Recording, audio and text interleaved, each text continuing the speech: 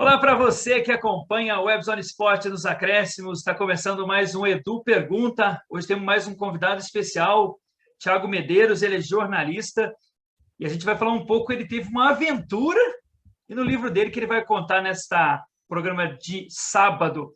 Thiago, mais uma vez, muito obrigado aí pela sua atenção e paciência aqui com o pessoal da Webzone Esportes nos acréscimos. Primeiramente, eu gostaria que você se apresentasse. O que você faz aqui hoje em Brasília? Você que é natural de Santa Maria, no Rio Grande do Sul. Muito obrigado mais uma vez. Oi, Eduardo, eu que agradeço o convite, uma honra para mim participar do programa.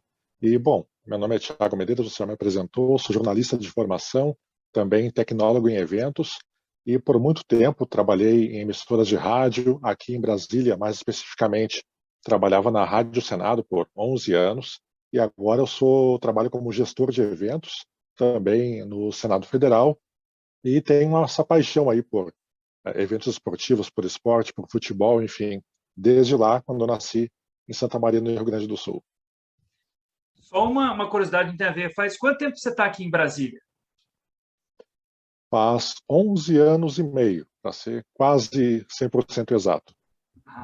Então tá certo. Então praticamente já está habituado aqui com a área política, a área esportiva também, apesar que o esporte aqui, o futebol não é tão forte, mas sempre teve um time. A gente lá em Minas, que eu sou mineiro, eu estou aqui quase 8 anos, mas a gente sempre via falar muito do basquete, né, Thiago? Do basquete. O futebol já é mais, não tem aquela, tem o pessoal que acompanha, mas o basquete era o principal time daqui, né? Exatamente. Se for falar, na verdade, Eduardo, até basquete é meu esporte preferido, viu? Não é o Jogava aí na futebol, não? adolescência, jogava na adolescência. Futebol não tinha grande habilidade, né? Então, Sim. então não, só como torcedor mesmo. Mas basquete eu me arrisquei ali a jogar na adolescência, enfim, e quando vim para cá me identifiquei bastante com o time local aqui de Brasília, que por várias vezes venceu o campeonato nacional e até sul-americano. Legal. Tiago, vamos falar um pouquinho desse livro. Eu achei interessante o título. Minha Bagagem da Copa. O Tiago esteve na Rússia. Aventuras e Desventuras de um Jornalista Gaúcho. Por que aventuras e desventuras? Como é que surgiu essa ideia de fazer esse livro? Bom, na verdade ele surgiu até antes da Copa do Mundo. Eu comecei isso lá em 2014, ainda quando a gente teve a Copa do Mundo no Brasil, né? Aposto que quando acabou aquela Copa em 2014, muita gente se perguntou onde que é a próxima e como é que a gente faz para ir, né? Porque a festa foi tão grande, foi tão bonita por aqui, que muita gente, acho que na época, se animou um pouco para tentar se planejar para ir, né? De repente curtir uma Copa do Mundo fora do Brasil. E eu fui um desses, né? E planejei essa viagem e lá pelo meio do caminho do planejamento, faltava mais ou menos um ano para a viagem acontecer mesmo, um amigo meu deixou uma sementinha na minha cabeça assim, disse, olha, a sua viagem vai ser grande, você vai passar mais de um mês na Rússia, isso tem que virar um livro, de algum jeito tem que virar um livro. Aquilo ficou na minha cabeça por um tempo e eu pensei, não, de fato, nada impede, né? E eu fui lá para a Rússia não com esse objetivo de escrever um livro, fui para curtir a Copa do Mundo, para conhecer um país que não é o plano A, digamos assim, né, de quem viaja para o exterior, a Rússia, né? Eu fui lá para conhecer o país, para assistir esse mega evento que é a Copa do Mundo, e na volta vieram tantas histórias junto comigo, tanta bagagem, podemos dizer assim, né? E aí o livro se escreveu por si mesmo, digamos assim. Eu fui só como, digamos um contador dessas histórias que aconteceram por lá. Você passou mais de um mês. Foram mais ou menos quantos dias, Thiago? Na Rússia, exatamente 39 dias. Cheguei lá uma semana antes da Copa começar e saí de lá um dia depois da final. E no livro você fala aventuras e desventuras, vamos dizer assim. O que foi a sua aventura no primeiro ponto, assim?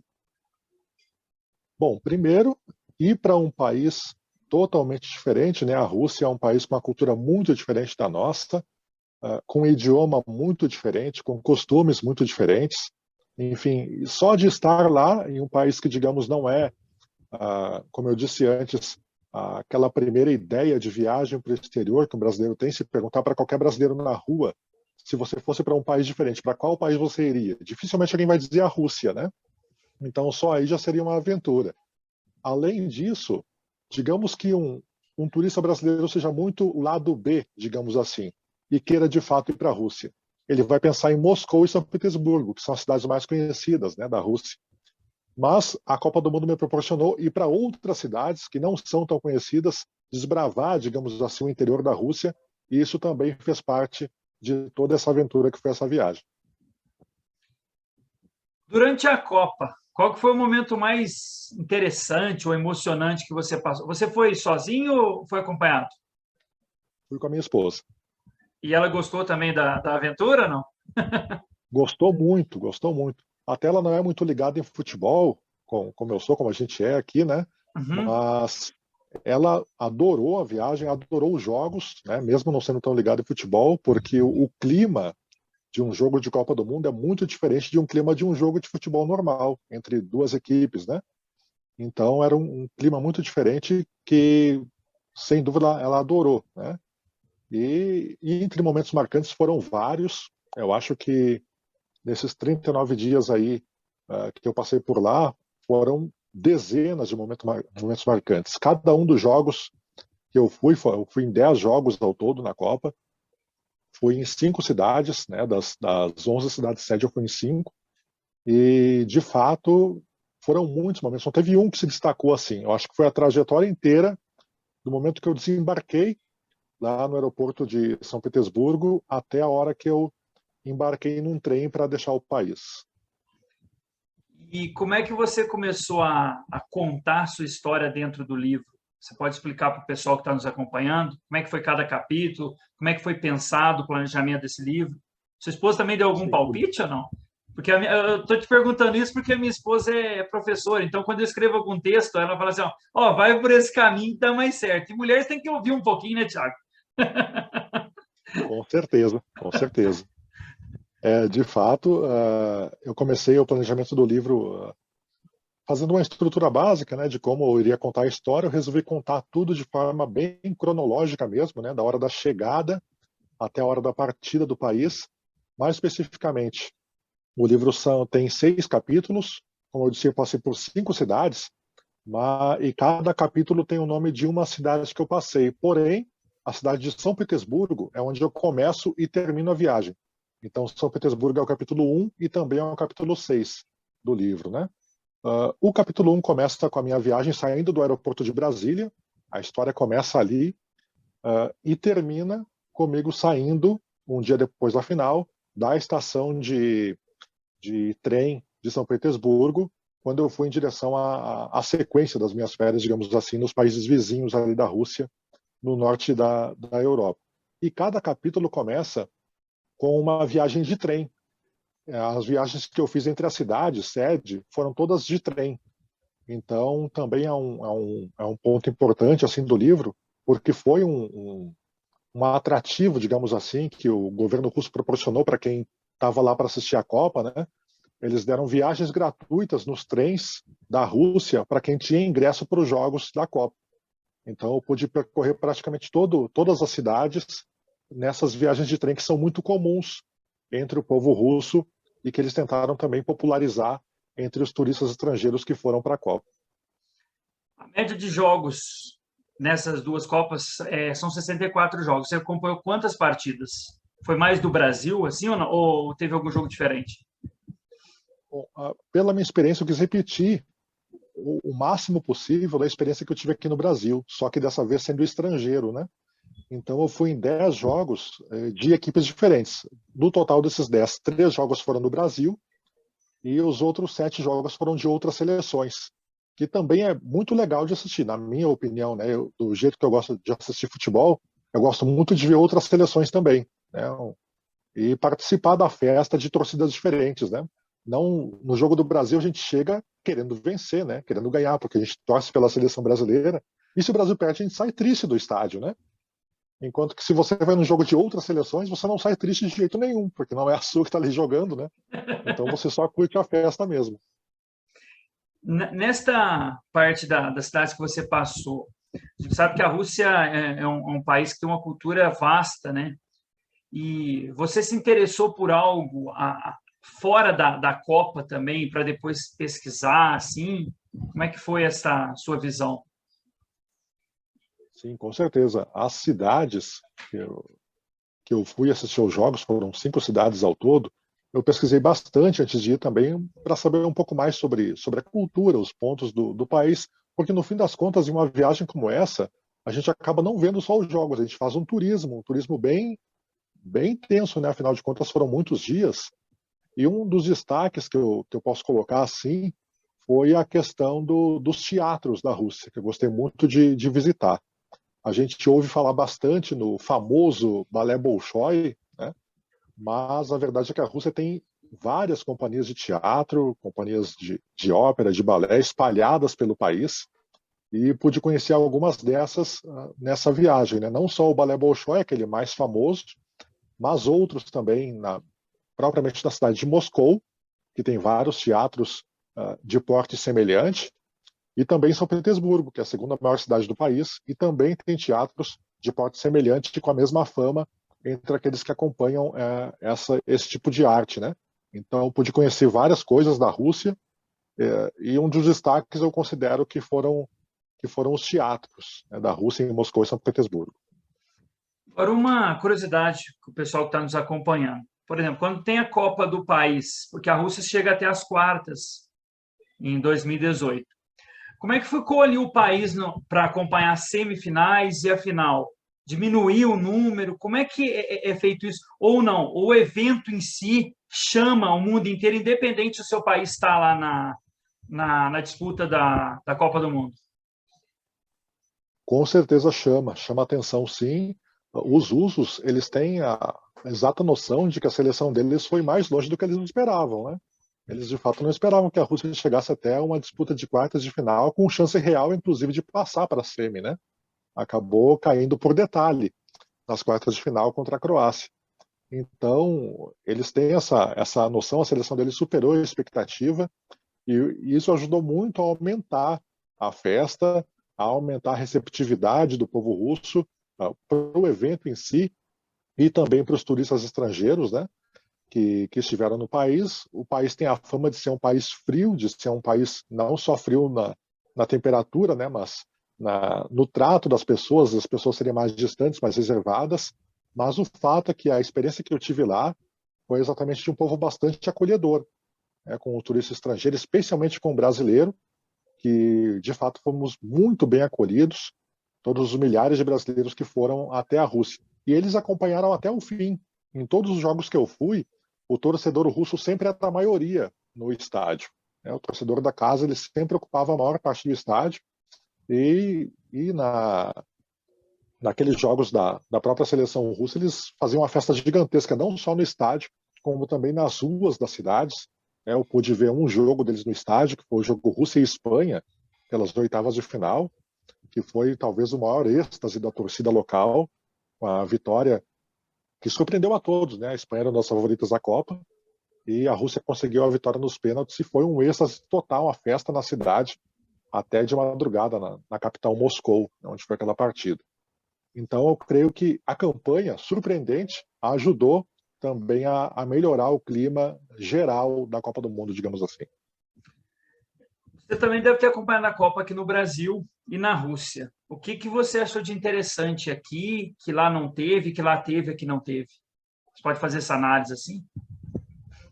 Eu creio que sim. A diferença é bastante. Bom, as diferenças são muitas, né? Mas principalmente a diferença do povo, né? Aqui o brasileiro ele é apaixonado por futebol o tempo inteiro. Então ele se sentiu meio que, digamos assim, numa, não tem a palavra exata, não seria obrigação, mas talvez com a necessidade de fazer um evento para ser exemplo mesmo, né? A Copa tem que ser no país do futebol, tem que ser do melhor jeito possível, né? Enquanto que na Rússia, muita gente foi lá para descobrir, mais de 1 milhão de turistas estrangeiros passaram por lá, e o pessoal foi muito para descobrir e também a própria Rússia receber e conhecer um pouco mais do futebol, que não é um esporte tão popular por lá, é bastante popular também, mas nem se compara com a popularidade que tem aqui. Então eu creio que essa foi a diferença básica. Aqui a gente queria mostrar de fato quem a gente é no futebol e na torcida, em todo o envolvimento que tem o esporte, enquanto que lá eles estavam querendo descobrir, querendo receber dos países que têm mais que tem mais esse apego ao futebol, receber essa cultura e conhecer também a novas culturas e também poder receber bem e passar uma imagem boa do seu país para o resto do mundo. No seu planejamento, quando você sai aqui do Brasil, você ficava em algum hotel ou fazia como esse pessoal que às vezes vai para fazer chamado mochilão, né? Muita gente vai para a Europa fazer. Você planejou certinho, você ficava no hotel, saía, descansava, ia para o jogo? A maioria das 5 cidades que eu fui, em 4 delas eu fiquei hospedado em apartamentos, né, pela plataforma Airbnb, né? Acabei ficando hospedado em apartamentos em 4 das 5 cidades. Apenas em Kazan que eu acabei ficando em um hostel, mas nas demais eu fiquei em apartamentos. Uma das cidades eu acabei ficando com uma família russa, né, uma família russa que alugou um dos quartos da casa, e foi bem interessante, experiência muito legal mesmo, né? E em outros eu aluguei um apartamento para ficar sozinho, até por conta também dos valores, né? Eu prefiro fazer uma viagem ali um pouquinho mais, custo-benefício um pouquinho melhor, né? E os hotéis acabaram disparando de preço para o evento, né? Então eu acabei optando por alugar um apartamento que saía bem mais em conta. Com relação assim o contato, você falou que o pessoal da Rússia foi muito receptivo, né? A gente não vai entrar muito no detalhe, mas como é que você vê a questão que acontece hoje por causa da Rússia com o que você viveu lá? É muito diferente? O povo, você acha que não tem muito a ver com o governo? A gente não vai entrar em política diretamente, mas na sua avaliação, você que esteve lá, é mais do lado dos governantes do que do próprio povo? O povo não tem muito essa questão com a Ucrânia? Se você puder. Agora, o título de curiosidade. Sim, sim. Inclusive, um dos jogos que eu fui, Brasil e Suíça, foi na cidade de Rostov-on-Don. É uma cidade que fica no sul da Rússia e muito perto da fronteira com a Ucrânia. Inclusive, durante a viagem de trem, a gente passa exatamente em cima da fronteira com a Ucrânia, né? Bem, bem curioso. E eu pude conversar com a população lá, justamente na cidade de Rostov-on-Don. Eu fiquei hospedado em uma casa de família de russos e conversando com o senhor que nos hospedou, ele comentou justamente sobre essas questões de como se lida com uma zona que não é de agora. A tensão lá existe há muito tempo. O conflito é agora, mas a tensão vem de anos ou décadas. E ele comentou comigo que por morar ali tinha plena ciência desse clima de tensão, de que algo podia acontecer a qualquer momento, e tem a noção de que as decisões são por parte dos governantes. Não é a população que se manifesta muito favorável, nem a população se manifesta de forma muito contrária. Eles vão vivendo a vida deles, foi isso que essa é a minha percepção, pelo menos, né? Eles vão vivendo a vida deles por ali. Claro que sempre vai ter alguns que se manifestam, né?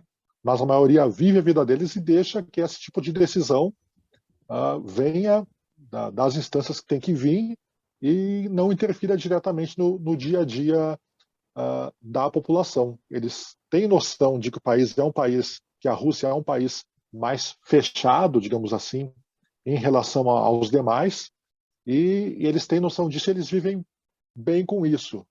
É a percepção que eu tive. Assim, e tem plena ciência de que esse tipo de coisa pode de fato acontecer e meio que se preparam psicologicamente para isso.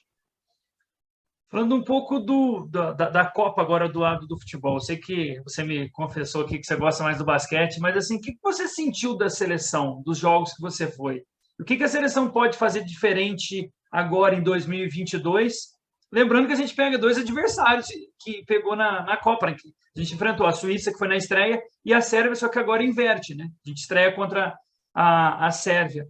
O que você sentiu assim? Você acompanhou o jogo da derrota para a Bélgica ou não? Sim, os 3 jogos que eu fui do Brasil foram Brasil e Suíça, Brasil e Sérvia e Brasil e Bélgica, em Kazan. Se o Brasil tivesse passado, eu teria visto também França e Brasil numa eventual semifinal. Mas, de fato, o que aconteceu foi difícil de explicar, o que aconteceu naquele Brasil e Bélgica, né? Porque foi o jogo que o Brasil jogou melhor na Copa e acabou perdendo, né? duas falhas ali que ocasionaram os gols da Bélgica e o Brasil não conseguiu empatar ou virar no segundo tempo. Mas o que a gente espera agora é que o Brasil continua sendo, como em quase todas as Copas um dos favoritos da competição. Brasil, Argentina e os 5 ou 6 melhores europeus sempre são os favoritos. Então, vai ser daquele jeito nos detalhes, né? Se você pegar as Copas que o Brasil venceu, também o Brasil venceu vários jogos por detalhe. Em quartas de final, em semifinal, aquele gol chorado ou aquela disputa de pênaltis, enfim. Sempre vai ter o detalhe e tomara que o detalhe dessa vez seja a nosso favor, que a gente consiga fazer com que a gente não sofra tanto como a gente sofreu agora em 2018 lá na Rússia. Mas espero que no Catar o Brasil tenha uma boa possibilidade de vencer, sim. É claro que é muito mais fácil dizer que não vai vencer, né? Porque são 32 seleções e só uma vai ser campeã. Mas eu espero que o Brasil possa aí confirmar um favoritismo que não é só dele, é de algumas seleções, mas que possa confirmar e chegar, pelo menos fazer uma campanha boa, né? Que nos dê orgulho de torcer pela seleção. Você está avaliando assim agora não só como falando da Copa, mas também como jornalista. Você acha que o pessoal está um pouco afastado, Thiago, da seleção por questões políticas também que a gente tem enfrentado? Eu creio que sim, viu, Eduardo? Por vários motivos. Um deles de fato, a questão que envolve a CBF, todos os escândalos, enfim, que vários ex-presidentes enrolados com a justiça, né? Alguns até banidos do futebol, e a gente não sabe o que esperar do próximo, o que vai acontecer na próxima gestão. Muita incerteza nos rumos que toma a seleção brasileira. Além disso, há pouca proximidade com os atletas, né? A maioria dos atletas joga na Europa, em campeonatos que não passam na TV aberta aqui no Brasil. Então, o torcedor comum ele não tem acesso aos jogadores que estão na seleção. Ele só vem quando a seleção joga. Então, também não tem essa proximidade tão grande. Enquanto que no Brasil a gente tem um futebol com nível técnico que não chega muito perto das principais ligas, e por conta disso a gente não vê o melhor do futebol brasileiro o melhor do futebol jogado no Brasil não se reflete na seleção, porque são equipes muito, muito diferentes, por conta da geografia atual do futebol, né? Então eu creio que esses dois fatores acabam afastando um pouco, sim, a seleção da população. Seria bom se fosse mais próximo, para a gente ter esse gosto, né? Que o torcedor pudesse torcer para a seleção com a mesma ênfase que torce pelo seu time. Isso seria muito legal de se ver, como a gente já viu alguns anos atrás. Planeja fazer um outro livro em uma outra Copa? Olha, quem sabe, quem sabe. Como eu disse, esse livro ele nasceu de uma forma quase que despretensiosa, né? Acabei decidindo escrever o livro depois que eu voltei, por conta de todas as histórias que eu vivi. E quem sabe, se eu voltar a estar em um mega evento esportivo desse porte, desse nível, quem sabe poder registrar de novo essas histórias. Não posso prometer, né? Mas quem sabe a gente consiga fazer mais uma edição. Com relação ao livro, você teve apoio de alguma empresa, alguma coisa assim? Como é que é essa questão da relação na hora de confeccionar o livro? Você pode falar também, não sei. Sim, sem problema, sem problema. Tem duas formas, né? Se você tem interesse em publicar um livro, seja o estilo que for, você vai ter duas formas principais. Ou você faz de um jeito, como eu vou dizer, me fugiu a palavra de novo, mas meio que por conta própria, digamos assim, buscando profissionais que te ajudem com as partes técnicas da elaboração do livro, ou você tem apoio de uma editora que vai fazer toda essa parte técnica para você, né? E editora, no caso, uma editora mesmo que não vai cobrar por isso, né? São muitas editoras no Brasil, muitas editoras grandes, mas essas editoras elas dão mais espaço para escritores que são conhecidos, seja por já terem uma obra literária vasta, ou mais recentemente por terem um público já garantido, que vai comprar esse livro. Por exemplo, grandes influenciadores digitais têm uma chance maior de publicar um livro por uma dessas editoras. Enquanto que para os outros, escritores ou aspirantes a escritor, o que resta é o caminho independente, que foi o que eu segui, né? Eu tenho aqui até um exemplar do livro para mostrar o Minha Bagagem da Copa. Eu procurei, por exemplo, profissional para elaborar a capa do livro, acabei encontrando em sites especializados vários freelancers de altíssima qualidade, oferecem seus serviços para escritores independentes, revisão da mesma forma, e toda a parte técnica que envolve a publicação de um livro, como registro na Biblioteca Nacional, enfim, todo tipo de serviço você pode contratar para fazer a publicação do seu livro. Claro, é um caminho que depende de algum investimento, coisa que com a editora, em tese, você não precisaria, mas, ao mesmo tempo, é um caminho onde o escritor ele tem o controle da situação e não precisa ficar esperando por meses ou talvez até mais de ano para que uma editora leia o seu original, né, que é o arquivo com o texto escrito, leia o seu original e te dê uma resposta que você não sabe quando que vai vir e nem se vai ser positiva ou não. Eu vi uma informação, se não for verídica, você me corrige. Parece que dentro do valor tinha uma porcentagem que ia para uma instituição. Isso é verdade, Tiago? Da minha publicação? Isso, e parece que ia para o Instituto Federal. Eu vi uma reportagem que saiu, não sei se é verdade, assim. Não, não, o que houve na verdade é o seguinte, além de jornalista, né, eu sou tecnólogo em eventos, Uhum. formado pelo Instituto Federal de Brasília. Ah, sim. E lá eu acabei fazendo eventos de lançamento também dentro do Instituto e doei alguns exemplares para o Instituto, né? Ah, Mas entendi. então foi isso que ocorreu. Ah, entendi. A gente está chegando ao final do programa. Agradecer o Tiago mais uma vez. Duas perguntas rápidas. Quem quiser planejar uma viagem como essa, independente se for para uma Copa do Mundo, você que também, você falou aí do curso que você fez da parte de eventos, quem quiser fazer uma viagem, o que você dá de conselhos? Principalmente para um país diferente, né? Quem agora vai querer ir para o Catar, também não se fala. Lá você comunicava o quê? Em inglês? Ou você sabe russo? Eu estudei um pouco de russo, fez parte do planejamento da viagem. Ah, entendi. É, estudei um pouco de russo, estudei 3 semestres na Universidade de Brasília, que oferece Uhum. curso de russo, né, entre vários idiomas, Uhum. e aprendi um pouquinho, não foi o suficiente para ficar fluente, longe disso, né, Uhum. mas pelo menos deu para poder tirar, digamos assim, quebrar um gelo com a população local, né? Então, eu queria que você desse algumas ideias, conselhos para o pessoal que vai fazer esse tipo de evento, o que faria, esse tipo de evento, esse tipo de viagem, aliás.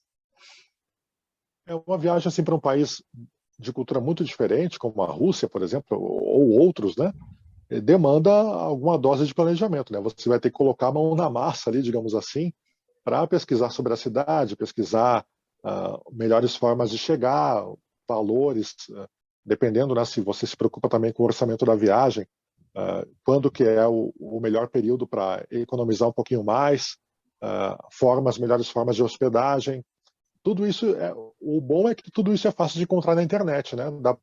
Dá para fazer tudo por conta. Em caso de ir para algum evento, como Copa do Mundo ou outro evento qualquer, pesquisar também formas de aquisição de ingressos. Né? No caso da Copa do Mundo, a FIFA vende todos os ingressos diretamente. Então, dá um trabalhinho, né? Tem que se pesquisar bastante coisa, mas vale bastante a pena porque é uma viagem dentro da viagem, eu costumo dizer assim. Você já viaja antes de ir, né? Porque é bem gratificante também você ter esse controle aí do que você vai fazer, né? E como eu disse no livro, há aventuras e desventuras, né? Nem tudo sai como planejado, mas o que acontece depois, as lembranças valem muito a pena. Considerações finais suas. Quem quiser adquirir o livro, você tem? Como é que é feito para comprar? E, mais uma vez, obrigado aí pela sua atenção com a gente. Maravilha, Eduardo. Eu que agradeço mais uma vez o convite. Foi uma honra participar aqui com você hoje. A honra E foi minha, viu, Thiago? Conhecer uma história tão interessante como essa sua. que legal, que bom. E para quem quiser me conhecer um pouquinho mais também, né, e quiser saber mais sobre o livro, pode me seguir no Instagram, pode me mandar uma DM lá que eu respondo tranquilamente. Blog Thiago Medeiros, é o arroba do meu Instagram, blog Thiago Medeiros, Thiago é sem H, né? Você pode mandar uma mensagem por lá que a gente vê a melhor forma aí de você levar um exemplar para casa. Tá certo. Agradecer ao Thiago Medeiros aí que contou a sua aventura e desventura na terra dos quizares, né? Que ele esteve lá em 2018. O Edu Pergunta dessa semana agradece mais uma vez ao Thiago. Voltamos no próximo sábado. Até mais para vocês.